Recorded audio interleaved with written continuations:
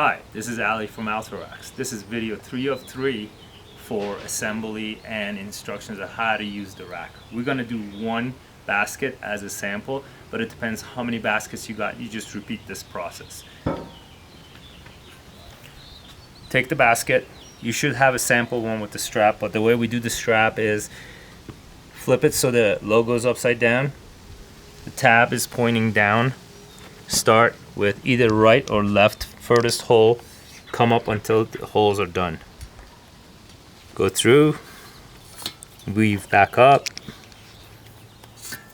and these are volet straps, they're bomb proof. And bring it back, and this is how I like to store them.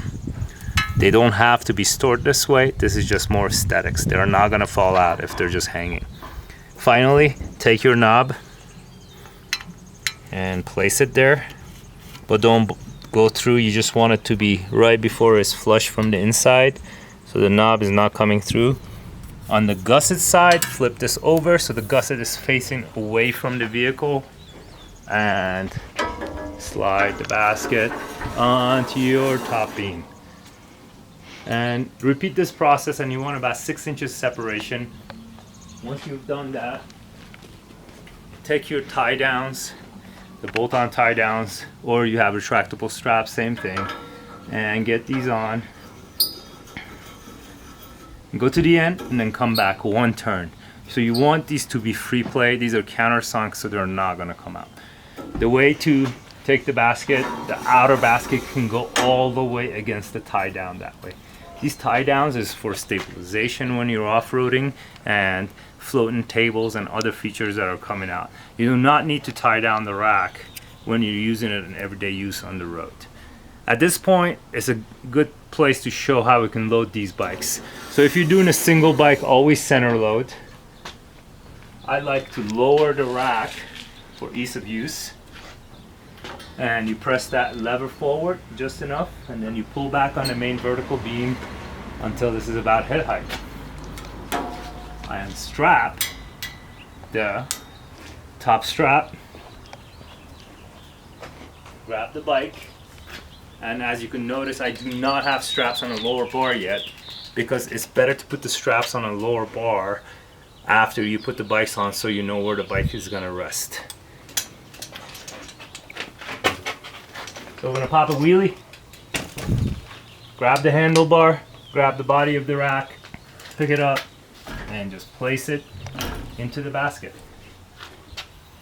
So it'll fall flat like that.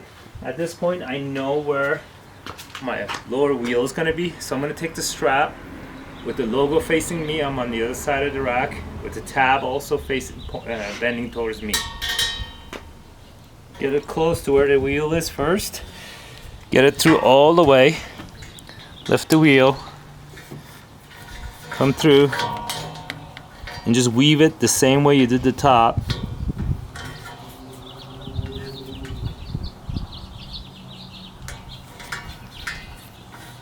Oh, not like that.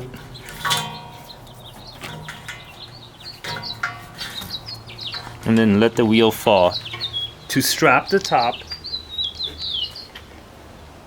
take your tab and bring it over your rim. You want the rubber to be the only interface on that rim, especially with your carbon rims. So if you need more slack, feel free to increase that length, or you can also flip it over so you're not using your left hand, you could use your right hand on the other side. It's a matter of how you weave it. Get that through, grab that, and pull it to about right there. This is not about making it super tight, this is about making it taut, like that. As you can see, there's no discoloration in the strap. If you're discoloring the strap, it means you're stressing it. And that basically locks the top bar. Repeat the process on the bottom. A little different. You want to come through that tab. Same thing here. Get the wheel centered. And you could also make that narrower depending on road bikes or fatter on fatter tires. At this point, you're locked in. The last thing we do to secure the bikes, for a couple of reasons, is we use brake engagers. What these are used tubes from our local shops, and we cut to 1-inch strips. It has multiple benefits. It freezes the bike because the bike is not hanging and it's resting, majority of the weight of the bike is not on the wheel and the hub. It's a good thing, but at the same time it allows the bike to have some movement because of the way it's resting. This freezes the bike in the frame of the rack, and also freezes the fluid of your hydraulic brakes. Since the bike is upright, in the case you have a lot of air in that fluid, you can actually bleed out. Rare occasion, but if you do bleed out and you lose your brake, bring the bike down, get it horizontally and pump a few times and it should come back. That also tells you that you need a good bleed on your brakes. Once you have secured the bike, push the rack back up. You're now ready to go. Follow this process. You load from right to left. This is based on a driver flow centric approach. What that means is the last bike you load, you're the closest to your driver's side door, and the first bike you take off is the first bike you get to. It is all about the driver and how it goes, because the driver is usually the one loading and unloading these racks. From this point, the final thing to do is take your orange safety pin. This is very important to engage when the bikes are on. And place it right into the hole and use the provided cotter pin to lock it in. Hey, quick note, does it matter on the size of the bike when you're loading it? From largest to smallest. Okay. You want the bikes to go under each other as they go down. If the bikes give you road bikes or anything else that may cause some hindrance and space challenges, put the bikes at the ends, and that will give you more clearance options, especially on this end. Once you put the pin in, this bar, the main vertical bar, is going to rest on that pin and between the latch engagement square tubing. You may get some spacing between the latch and this engagement tubing. That's okay, that's normal. You do not need to worry about that.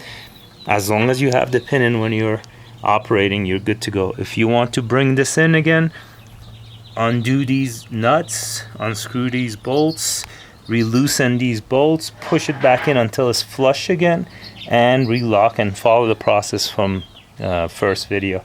But this latch is to engage, it's not to hold the weight. It is capable of holding the weight, but the pin is the most critical. Do not operate without the pin on the rack while the bikes are on. This is how you assemble and use our rack.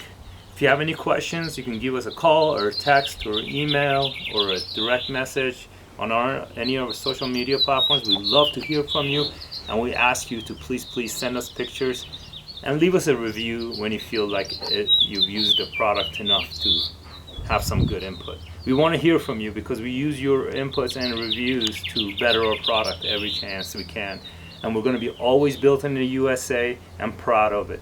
Thank you very much for using our rack and watching this video. Have an awesome season.